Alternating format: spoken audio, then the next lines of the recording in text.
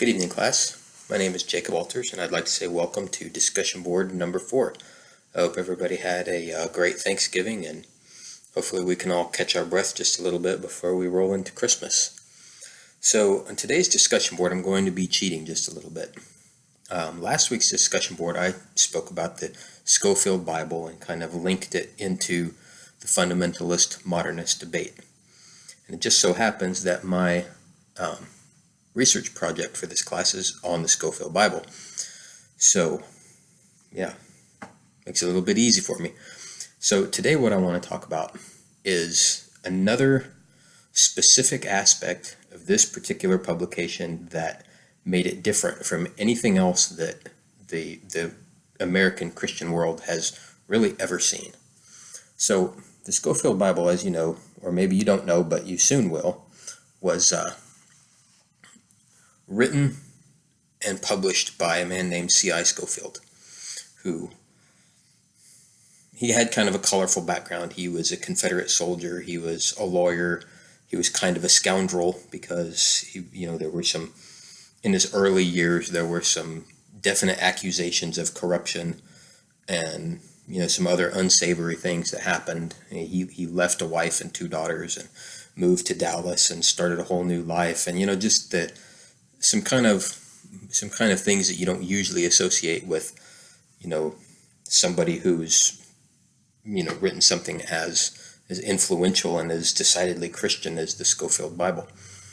But what I want to talk about today is how the Scofield Bible enjoyed such a strong scriptural association. And what I mean by this is one of the reasons for the success of the Scofield Bible is the fact that, number one, it was the first study Bible of its kind.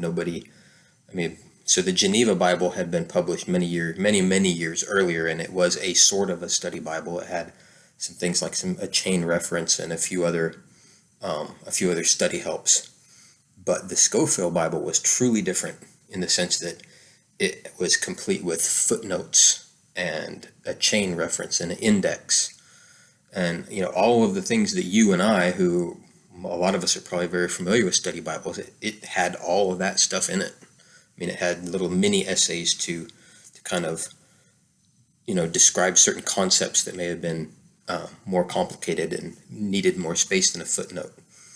But the real, the real impact of this Bible on Christianity in the early 20th century and even today, probably for many people, is that we found Scofield's ideas about dispensationalism and premillennialism, things like the rapture, a lot of these ideas that are kind of, depending on what brand of Christianity you come from, maybe even a little out there.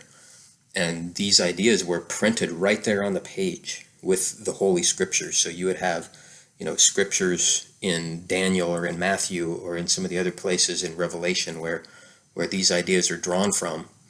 And, they'd be right there in the footnotes. So you'd read about, for instance, something in the Old Testament about how God was administering that kingdom, and then in the kingdom of Israel at that time.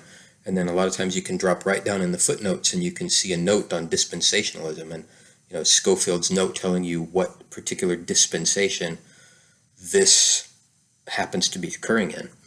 And so for a lot of people that was impactful. If you were not learned, if you were not a scholar, you might open that Bible in your home or in the pew at church and start reading it, and you're reading these passages about in the Old Testament or the New Testament, and then you drop down to your footnotes and it starts talking about the rapture or one of these other ideas, and you have no idea that these are not necessarily commonly agreed upon ideas.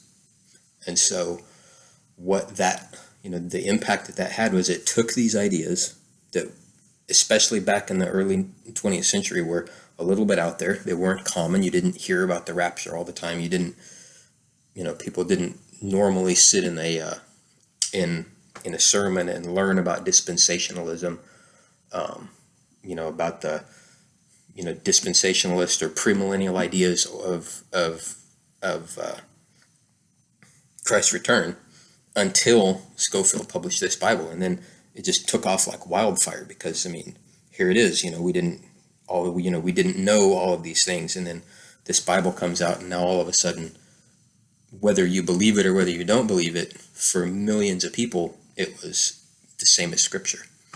So it's one of the things I'm going to be talking about in my presentation or my paper that I present for the class, is how the close association that premillennialism and dispensationalism enjoyed in the Scofield Bible kind of cemented it in the public conscience as fact. Whether or not it actually is debatable.